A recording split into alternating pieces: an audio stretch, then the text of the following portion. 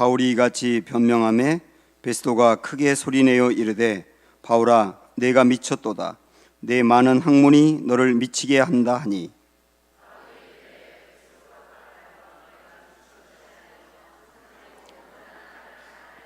왕께서는 이 일을 아시기로 내가 왕께 담대히 말하노니 이 일에 하나라도 아시지 못함이 없는 줄 믿나이다. 이 일은 한쪽 구석에서 행한 것이 아니니이다.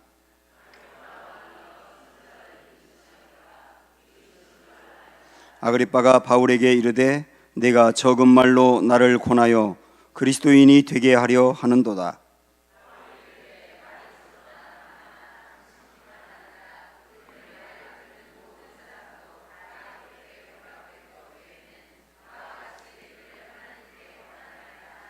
왕과 총독과 버니게와 그 함께 앉은 사람들이 다 일어나서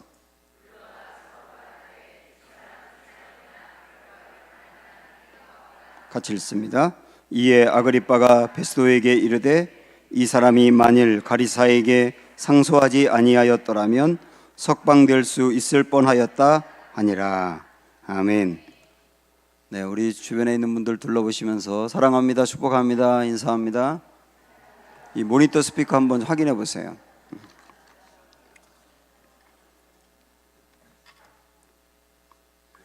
네, 마니아라고 하는 말이 있습니다. 매니아라고 하는 말로 많이 쓰이는데 실제 이제 용어는 마니아가 맞는데, 마니아는 쉽게 말하면 어딘가에 미친 거예요. 미친 거, 그거밖에 생각이 안 나고 눈만 감아도 그거 생각나는 거. 제가 요즘 배드민턴의 마니아가 되어가고 있습니다. 배드민턴을 배우고 있다 보니까 눈만 감으면 배드민턴 생각나고 게임했던 게 생각나고 그 이쪽으로 이렇게 줬어야 이기는 건데 이렇게 줘가지고 졌다고 이런 생각이 계속 나는데 내가 마니아가 되어가는구나 이런 생각이 들어요. 이전 교회에 있을 때 그 찜질방 마니아가 두 분이 있었는데 제가 그분들한테 농담으로 찜질방 교를 믿는다고 그 교 믿지 말라고 그랬는데 그분들은 매일 찜질방 가서 3시간씩 있는 거예요. 그러니까 그분들이 얘기하는 거 반은 찜질방 얘기, 찜질방 마니아죠. 우리가 어딘가에 이렇게 미친 거, 이게 마니아인데, 여러분 이런 말 한번 지금까지 들어보신 적 있나요? 당신을 보니까 예수에 미쳤군요. 이런 말 한 번이라도 지금까지 신앙생활하면서 우리 들어보셨겠죠? 오늘 그런 말을 바울이 듣고 있어요. 24절에 보니까 바울이 이같이 변명하매 베스도가 크게 소리내어 이르되 바울아 내가 미쳤도다. 내 많은 학문이 너를 미치게 한다. 이렇게 말합니다. 지금 우리가 이 사도행전 쭉 보고 있습니다만은 이 말씀의 배경은 바울이 잡혀가지고 신문을 받는데 쭉 6명한테 신문을 받아요. 천부장한테 받기도 하고 벨릭스라고 하는 총독에게, 그리고 헤롯 왕에게, 그리고 베스도라고 하는 총독에게 오늘도 받고 있는데 여러 사람 6명을 거치면서 신문을 받으면서 바울이 모진 고생을 하고 있거든요. 2년 동안 오간에 구류되어 있었고요. 그런데 그가 신문을 받을 때마다 하는 말을 들으면서 베스도라고 하는 총독이 바울에게 하는 말이 뭐냐면 너 완전 미쳤구나. 너 완전 미쳤구나. 이렇게 말을 하고 있단 말이죠. 이게 예수님에게 미쳤다는 뜻이에요. 그래서 이 바울은 정말 예수 마니아인데 바울이 그 말을 듣게 된 게 왜 그러냐면 한번 뒤에 물론 뒤에 나오는 말이지만 우리 29절 한번 보시겠어요? 바울이 자기를 신문하는 그 사람들에게 이렇게 말합니다. 바울이 이르되 말이 적으나 많으나 당신뿐 아니라 오늘 내 말을 듣는 모든 사람도 다 이렇게 결박된 것 외에는 나와 같이 되기를 하나님께 원하나이다. 바울이 자기를 신문하는 사람들 그리고 그 주변에 있는 사람들에게 하는 말이 뭐냐면 나는 당신들 모두가 내가 이렇게 결박된 것 외에는 다 나같이 되기를 원합니다. 그렇게 말을 하거든요. 지금 바울은 죄인의 신분으로 구류되어 있는 상태고 신문을 받고 있고 6명이나 바꿔가면서 계속 모진 고난을 당하고 있어요. 자유가 없어요. 억압당하고 있어요. 사람들이 바울을 무시해요. 그런데 바울이 입에서 하는 말이 뭐냐면 나같이 되기를 원한대요. 나같이 되기를 원한다.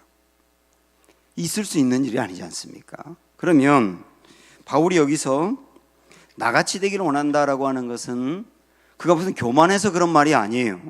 여기서 나같이 되기를 원한다라고 하는 말의 의미는 뭐냐면 이런 뜻입니다.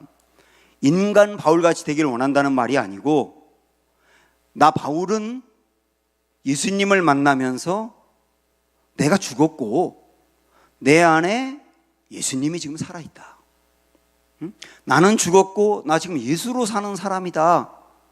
그런데 내가 죽고 예수로 사는 삶, 그게 나에겐 너무 좋다. 이 옥에 갇혀서 죄인의 신분으로 고문을 당하고 힘들고 어려운데도 나는 너무 좋다. 내가 너무 좋은 그 예수님을 내 마음에 모시고 사는데 여러분 모두가 다 저처럼 그렇게 되면 좋겠습니다. 이렇게 말하는 거거든요. 바울은 그래서 오늘 2절에 한번 여러분 보시면, 2절 보시면, 아그리빠 왕이요 유대인이 고발하는 모든 일을 오늘 당신 앞에서 변명하게 된 것을 다행히 여기나이다 이렇게 말하고 있어요. 바울은 그 옥에 갇혀 있으면서 아그리빠라고 하는 왕, 이 헤롯 왕인데 이 사람도 왕을 만나게 된 것을 나 다행히로 여긴다 이렇게 말을 해요. 이게 무슨 말이냐면 바울이 이런 생각을 한 겁니다. 내가 예수님 때문에 지금 옥에 갇혀 있는데, 내가 옥에 갇혀 있다 보니까 나를 신문하기 위해서 왕도 만나고 총독도 만난다는 거예요. 그리고 생각을 하는 거죠.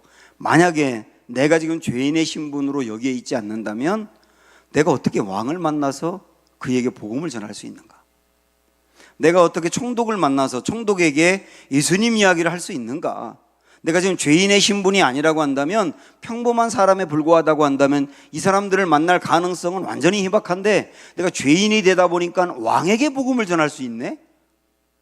로마에서 총독으로 와 있는 이 사람, 가장 권력으로 최고 높은 이 사람에게 복음을 전할 수 있네? 야, 내가 이 옥에 갇힌 게 다행이네. 이렇게 접근했다는 거예요. 이것만이 아니고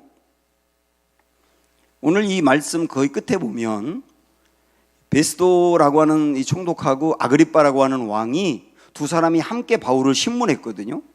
질문도 하고 그 다음에 혼내기도 하고 여러 가지 많은 방법으로 했는데, 바울이 워낙 담대하니까 자기들이 신문하면서 담대한 바울의 매력에 빠져버린 거예요. 그래가지고 마지막에 하는 말이 뭐냐면, 우리는 이 사람 앞에서 어떤 죄도 발견하지 못했다. 그러면서 하는 말이 뭐냐면, 만약에 바울이 로마의 황제인 가이사 앞에서 재판을 받겠다고 신청하지 않았다면 그를 풀어줄 텐데. 그 말은 뭐냐면 이런 뜻이에요. 바울은 얼마든지 풀려나서 석방되어 자유인의 신분이 될 수 있는데도 불구하고 굳이 로마의 황제 앞에 가겠다고 신청했다는 뜻입니다. 왜 그렇죠? 바울은 이런 생각을 한 겁니다. 내가 평범한 한 사람이 되었을 때 세상을 지배하는 로마의 황제 앞에 어떻게 서겠느냐? 죽었다 깨어나도 내가 그 황제 앞에 설 수 있는 기회는 없고, 황제 앞에 설 수 있는 기회가 없다면 그에게 복음 전할 기회가 없는데, 내가 죄인이 되다 보니 로마 시민권을 갖고 있는 사람은 로마 황제 앞에서 재판받을 권리가 있으니까 로마 황제에게 갈 것이고, 그러면 나는 로마 황제에게 복음을 전할 수 있어. 오직 바울의 생각은 그거예요. 내가 얼마나 오래 고생했느냐, 왜 이렇게 내가 오랫동안 여기 있어야 되느냐, 난 너무 억울하다, 하나님이 날 좀 석방해 줬으면 좋겠는데, 거기에 초점이 있는 것이 아니고, 내가 죄인의 신분으로 있을 때 오히려 복음을 더 잘 전할 수 있다면 그게 좋겠다 라고 접근한다는 거예요. 참 놀랍지 않습니까? 이게 예수 마니아거든. 예수 마니아. 우리는 이 바울을 보면서, 제가 설교할 때 수도 없이 이야기하지만 바울의 이런 모습을 보면서 야, 바울을 닮아가야지. 아니요. 저나 여러분이라 죽어도 닮아가지 못할 수도 있어요. 접근을 그렇게 할 것이 아니고 초점을 어디에 두느냐면 예수 마니아가 되다 보니, 나는 죽고 예수로 사는 사람, 예수가 내 안에 충만하고 예수가 내 안에 부요한 그런 사람이 되다 보니 이 옥에 갇혀서 억울하게 고문을 당하고 시련을 당하는 상황에서도 흔들리지 않고 담대함을 갖더라는 거예요. 그러니까 우리가 초점을 둬야 될 것은 바울을 닮아갈 것이 아니고 내가 예수님을 믿으면서 어떻게 하면 내가 예수 마니아가 될 수 있을까? 어떻게 하면 나는 죽고 예수로 충만한 사람이 될 수 있을까? 내가 지금까지 예수님을 믿었는데 수십 년 예수님을 믿었는데 정말 나에게서 나는 예수에게 미친 사람이라고 하는 말을 들을 수 있을까? 내가 한 분 예수님 바라보고 신앙생활하고 그분에게 내 인생과 운명을 걸었고 내 영혼을 걸었는데 그분을 믿고 사는 게 신앙생활인데 내 입에서 예수님, 나는 예수님께 미친 사람이요 라고 말할 수 있는 신앙생활을 하고 있는가? 이걸 바라보라는 거예요. 그러면서 예수로 충만한 사람, 예수로 만족한 사람, 내가 죽고 예수로 사는 사람이 그럼 되기를 꿈꾸십시오. 그때 예수로 충만한 사람이 되면 바울 같은 이런 모습이 나올 수 있다는 거예요. 오늘 말씀은. 그런 관점으로 오늘 이 말씀을 쭉 본다면, 자, 여러분 한번 고린도후서 4장으로 가보십시오. 제가 두 군데 성경을 좀 이렇게 같이 보고 싶은데요. 고린도후서 4장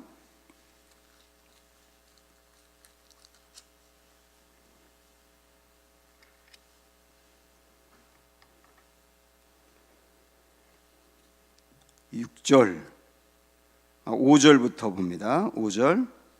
우리는 우리를 전파하는 것이 아니라 오직 그리스도 예수의 주 되신 것과 또 예수를 위하여 우리가 너희의 종된 것을 전파함이라. 어두운 데에 빛이라 말씀하셨던 그 하나님께서 예수 그리스도의 얼굴에 있는 하나님의 영광을 아는 빛을 우리 마음에 비추셨느니라. 이게 참 굉장히 놀라운 말씀인데요. 예수님을 믿는다고 하는 것은 뭐냐면 예수 그리스도 안에 있는 그 예수 그리스도의 얼굴 안에 있는 그 영광스러운 빛을 성도에게도 주었다는 거예요. 그래서 어떻게 되느냐면 그 예수님의 영광의 빛을 받은 성도는 어떻게 되느냐면 7절 보시면 우리가 이 보배를 질그릇에 가졌으니 이는 힘이 큰 능력은 하나님께 있고 우리에게 있지 아니함을 알게 하려 함이라 그랬어요. 저희 굉장히 좋아하는 말씀인데 이 말씀을 유진 피터슨 목사님이 쓴 메시지라고 하는 성경으로 봤더니 이렇게 표현하고 있습니다. 이 보배를, 여기서 말하는 이 보배가 예수님이잖아요. 이 보배를 일상이라는 수수한 질그릇에 담았으니, 이렇게 표현하고 있습니다. 이 보배, 예수님이라고 하는 보배를 일상이라고 하는 수수한 질그릇에 담았으니, 이게 신앙생활이라고 하는 겁니다. 그러니까 신앙생활이라고 하는 것은 예수님이라고 하는 그분, 이 보배이신 예수님을 어디에 담느냐면 기도 시간에 담았으니가 아니고 예배드리는 시간에만 담았으니가 아니고 일상이라는 수수한 그릇 속에 담았다는 거예요. 정말 은혜가 되더라고요. 신앙이라고 하는 것은 뭐냐? 신앙이라고 하는 것은 집회 시간에 내가 뜨거워지고 예배 시간에 내가 충만해지고 그리고 돌아갔는데 일상은 예수로 살지 않아요. 그게 아니고 내 일상이라고 하는 가정에서 부부간의 관계 속에서 부모와 자녀와의 관계 속에서 일터 속에서 세상에 만나는 사람들 같은 일상 속에서 그 일상 속에 예수라고 하는 분을 담고 산다는 거예요. 이게 신앙이라는 거예요. 이게 신앙이라는 거예요. 그러다 보니 나중에는 어떻게 되느냐면 10절 말씀을 가보니까요. 우리가 항상 예수의 죽음을 몸에 짊어짐은 예수의 생명이 또한 우리 몸에 나타나게 하려 함이라. 이렇게 이 말씀이 이어지고 있는데 이건 무슨 뜻이냐면 신앙이라고 하는 것은 뭐냐? 나의 일상에 예수님을 담고 사는 거다 그랬어요. 예수로 사는 거죠. 그런데 이 일상에 예수로 사는데 그 예수로 사는 모습이 어떻게 나타나야 되느냐면 십자가에 달리신 예수님 모습으로 나타나야 된다는 거예요. 십자가에 달리신 예수님의 모습으로 나타나야 된다. 그래서 우리는 예수님을 믿고 우리가 기도한다고 할 때 여러분 혹시 이런 생각을 하십니까? 내가 예수님을 믿고 기도하는 이유는 예수님을 믿기 전에 적게 갖고 살았던 물질이 예수님을 믿고 난 다음에 많아지기를, 예수님을 믿기 전에 안 좋았던 건강이 예수님을 믿고 나서 건강해지기를, 예수님 믿기 전에 형편없었던 나의 삶이 예수님 믿고 난 다음에는 성공하는 삶으로 바뀌기를, 이래서 우리의 기도의 초점과 신앙의 초점이 있는 거 아닐까요? 근데 나의 일상의 예수를 마음에 담고 살고 그 일상의 나의 마음에 예수를 담고 사는데 그 일상에 담아야 될 예수님이 십자가에 달리신 예수님이라고 했어요. 그렇다고 한다면 정말 우리가 깊이 들어가야 될 신앙은 뭐냐면, 내가 예수님 믿기 전에 물질이 부족했는데 기도하고 났더니 물질이 많아지는 이런 신앙생활을 추구하는 것이 아니고, 하나님이 내 인생에 물질을 부어줄 수도 있고 부어주지 않을 수도 있어요. 그러나 내 인생에 물질을 부어주든 부어주지 않든 그 어떤 상황에서든지 그 상황 안에서 흔들리지 않고 주님의 일을 감당하고, 어떤 때는 내가 건강이 있을 수 있고 어떤 때는 일시적으로 건강을 잃을 수도 있고, 그러나 건강을 잃었다고 해서 모든 걸 다 버리는 것이 아니라 그 상황에서 내가 할 수 있는 일을 하는 것. 저는 우리 여기 계신 권사님들, 저는 우리 교회에 이런 권사님이 계시다는 것을 정말 자랑해요. 물론 여기 계시기 때문에 하는 말이 아니라, 제가 저희 친구들 만나면 우리 교회에 이런 권사님들이 있다고 자랑을 정말 많이 하거든요. 근데 우리 권사님들은 제가 우리 교회 왔을 때부터 지금까지 늘 아프세요. 다리가 아프고 허리가 아프고 오금이 저리고 쑤시고.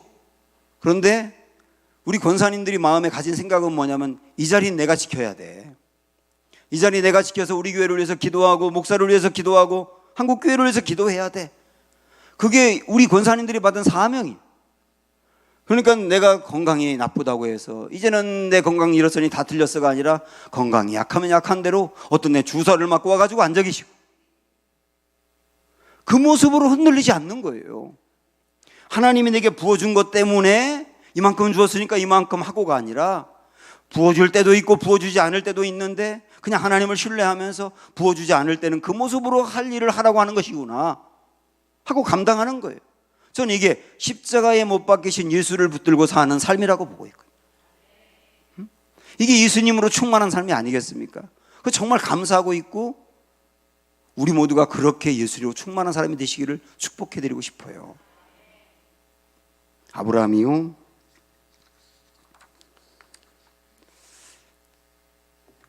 우리 하나님으로부터 부름을 받을 때 이렇게 말씀하시지 않았습니까? 아브라함아, 내 고향과 본토와 친척을 떠나라. 그리고 내가 내게 지시하실 땅으로 가라. 그렇게 말씀하셨어요. 그러면 아브라함이 멀쩡히 그 갈대 우르라고 하는 지역은 제가 여러분에게도 말씀드렸지만 메소포타미아 문명 중에서도 가장 화려하게 부요하고 문명이 발달한 지역이었다고 말씀드렸잖아요. 거기에 살던 아브라함이, 지금 개념으로 말한다면 미국의 뉴욕 같은 데 살던 아브라함을 불러내서 내가 내게 지시할 땅으로 가라 했는데 간 곳이 가나안 땅이었거든요. 자, 그러면 우리가 한번 생각을 해보는 겁니다. 멀쩡하게 잘 살고 있던 아브라함을 불러내서 내가 내게 지시할 땅으로 가라 하면서 아브라함을 인도하셨는데, 그럼 아브라함이 그 하나님을 따라서 순종하고 나옴으로 인해서 예전보다 훨씬 부유해졌나요? 예전보다 훨씬 더 화려하게 살았나요? 예전보다 훨씬 문제가 없었나요? 그렇지 않았어요. 그러면 우리의 고민은, 아니 그럼 거기서 불러내서 이곳으로 인도했다면 이전보다는 모든 면에서 다 나아져야 되지 않습니까? 근데 하나님 따라왔는데 왜 이렇게 어렵습니까? 그럼 잘못 따라온 거 아닙니까? 이렇게 예수님을 믿어야 되는 겁니까? 라고 하는 고민이 있잖아요. 근데 제가 이 말씀 묵상하다가 주님이 제 마음에 굉장히 귀하게 주신 깨달음이 있어요. 아브라함이 내 고향과 아비와 고향과 친지, 집을 다 떠나라, 그리고 내가 내게 지시할 땅으로 가라 했던 것은 단지 그가 살던 지역을 떠나라는 말만은 아니더라고요. 그가 살던 지역을 떠나라는 말이 아니고 그가 살던 지역의 사람들이 갖고 있는 세계관과 가치를 떠나라는 거예요.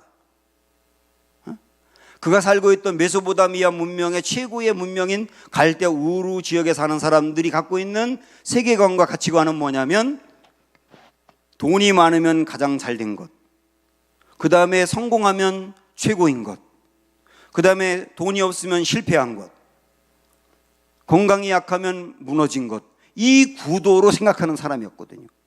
그런데 하나님이 아브라함에게 거기 떠나라고 말했던 것은 지역만 떠나라는 게 아니라 세계관이 떠나라는 거예요. 가치관이 떠나라는 거예요. 그러니까 뭐가 진짜 복을 받은 것이냐라고 하는 복에 대한 개념이 떠나라는 거예요. 그리고 내가 내게 지시할 땅으로 가라라고 하는 것은 또 다른 성공에 대한 가치관과 또 다른 세계관과 정말 하나님 앞에 쓰임받는다는 것이 무엇인지 예전과 다른 관점을 가지고 보기 시작하라는 거거든요. 그래서 하나님이 아브라함을 불러내가지고 그에게 주신 말씀이 뭐냐면 그 고향과 본토와 친척집을 떠나라 그러면서 내가 너를 복되게 해서 내가 다른 사람과 민족을 복받게 하는 사람이 될 거야.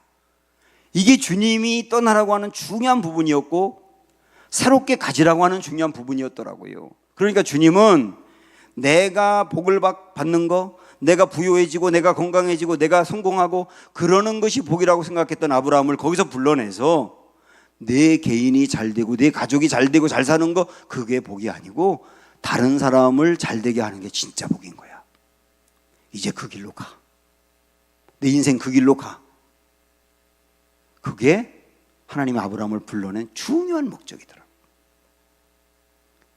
아브라함은요, 처음에 하나님의 부르심을 받고 가나안 땅으로 갔을 때 그 가나안 땅이 기근이 들었어요.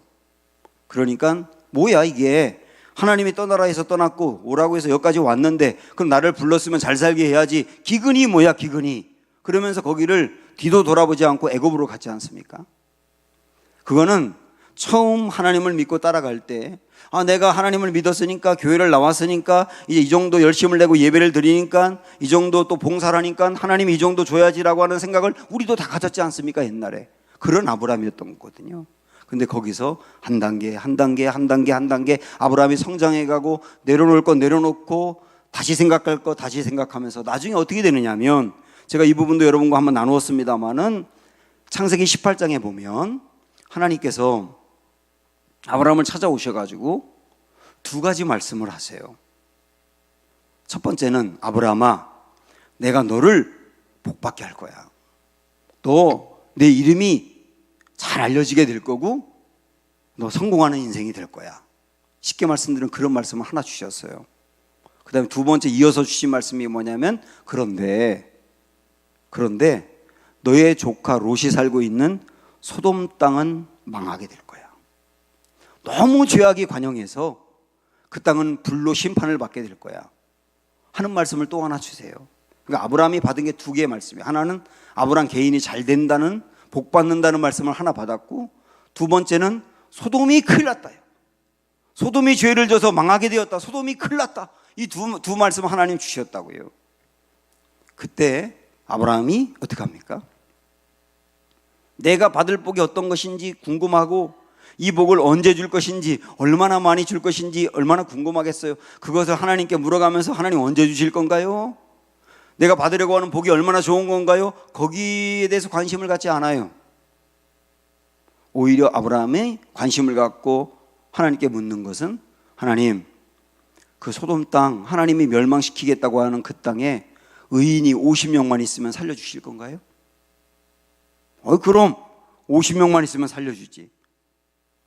아무리 따져봐도 50명 없는 것 같아. 40명만 있으면 안 될까요? 40명도 좋아. 그것도 안 될 것 같아요. 30명은요? 그것도 괜찮아. 그러면서 하나님께 그 기가 막힌 거래에 들어가잖아요.